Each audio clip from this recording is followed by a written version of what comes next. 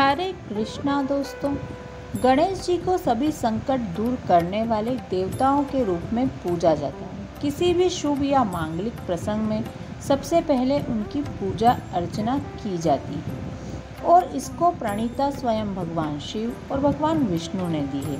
प्रत्येक मास में 2 बार गणेश जी का विश्व व्रत आता है, जिसे संकष्टी चतुर्थी और विनायक चतुर्थी के नाम से जाना जाता है।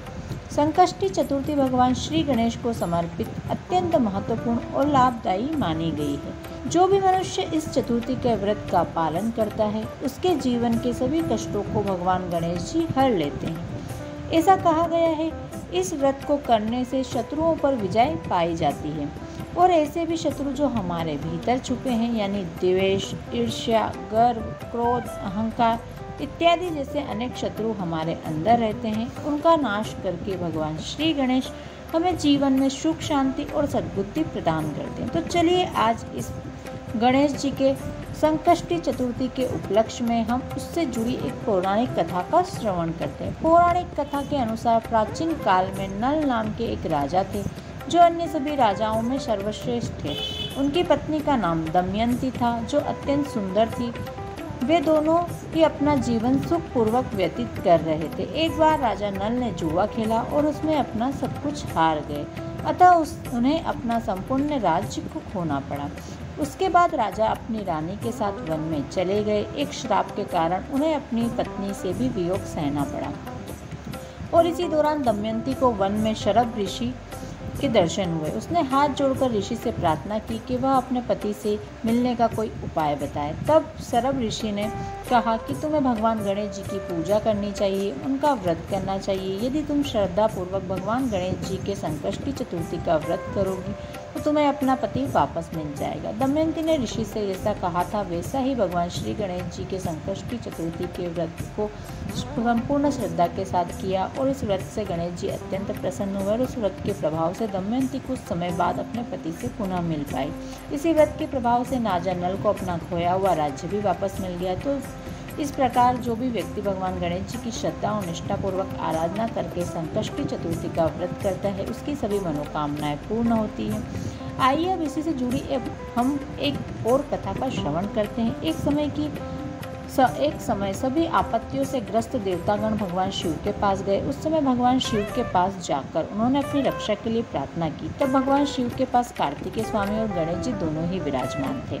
भगवान शिव ने उन दोनों से पूछा कि आपको क्या लगता है, आप दोनों में से कौन ऐसा वीर है जो देवताओं के कष्ट का निवारण कर सकता है। तब कार्तिकेय स्वामी ने स्वयं को देवताओं का सेनापति प्रमाणित करते हुए देव रक्षा के योग्य और सर्वोच्च देवपद प्राप्त करने का अधिकारी बताने का प्रयास किया।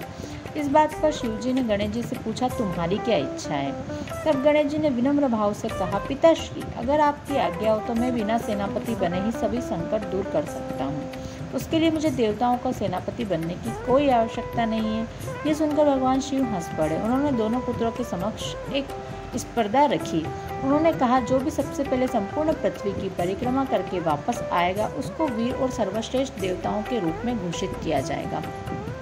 ये सुनते ही स्वामी कार्तिकेय अपने वाहन मोर के साथ उसी क्षण पृथ्वी की परिक्रमा करने के लिए निकल पड़े। अब गणेश जी का वाहन तो मूषक है और एक मूषक के सहारे संपूर्ण पृथ्वी का चक्कर लगाना असंभव है। इसलिए उन्होंने एक युक्ति सोची। उन्होंने सोचा कि मेरे माता पिता ही मेरी संपूर्ण दुनिया है, तो क्यों ना मैं उन्हीं की परिक्रमा कर लूं। तो इस प्रकार उन्होंने भगवान शिव और माता पार्वती को एक आसन पर बिठाया। उनके आसपास से में 7 बार परिक्रमा करने लगे। माता पिता की पूजा और परिक्रमा करने के बाद वे शांतिपूर्वक आकर बैठ गए। अब थोड़े समय बाद कार्तिकेय वापस आए, पूरे पृथ्वी की परिक्रमा करने के बाद। अब समय था निर्णय लेने का। कार्तिकेय स्वामी ने कहा कि मैंने संपूर्ण पृथ्वी मंडल की परिक्रमा कर ली है। इस पर गणेश जी ने अपना मत देते हुए कहा कि वास्तव में किसी भी मनुष्य का संपूर्ण जगत उसके माता पिता के आश्रित होता है, इसलिए सबसे पहले उनकी परिक्रमा करना अत्यंत आवश्यक है और वह पृथ्वी की परिक्रमा के बराबर ही माना गया है। इस प्रकार शास्त्रों में विदित वचनों का उल्लेख करते हुए गणेश जी ने अपनी बात सामने रखी। गणेश जी की यह शास्त्रोक्त बात सुनकर भगवान शिव और सभी देवतागण अत्यंत प्रसन्न हो गए। भगवान शिव ने उनकी अत्यंत प्रशंसा की और उन्हें आशीर्वाद प्रदान किया कि वे त्रिलोक में सबसे पहले आज से तुम्हारी पूजा की जाएगी। किसी भी शुभ कार्य को आरंभ करते हुए सबसे पहले तुम्हारी पूजा आराधना जो करेगा वह सभी संकट और विघ्नों से मुक्त हो जाएगा। भगवान शिव ने यह भी बताया कि चौथ के दिन चंद्र तुम्हारे मस्तक पर विराजित होगा और संपूर्ण विश्व को शीतलता प्रदान करेगा। जो भी स्त्री या पुरुष इस चौथ की तिथि पर तुम्हारा पूजन और चंद्र दर्शन करके अर्घ्य का दान करेगा, उसके सभी त्रिविध ताप दूर हो जाएंगे, उसे ऐश्वर्य, संतान और सौभाग्य की प्राप्ति होगी। और इसी आशीर्वाद के साथ भगवान गणेश ने सभी देवताओं का भी संकट दूर किया। तो इस प्रकार इस संकष्टी चतुर्थी का व्रत करने वाले भक्तों के जीवन में आने वाले सभी कष्ट और तकलीफों को भगवान गणेश जी हर लेते हैं। तो यह थी आज की विशेष संकष्टी चतुर्थी की व्रत कथा। मुझे आशा है कि ये कथा आपको अच्छी लगी होगी। अगर ये कथा आपको अच्छी लगी हो तो वीडियो को लाइक करके कमेंट में जय श्री गणेश अवश्य लिखें। साथ ही इस वीडियो को ज़्यादा से ज़्यादा शेयर करें ताकि सब इस कथा को श्रवण करने का लाभ प्राप्त कर सकें।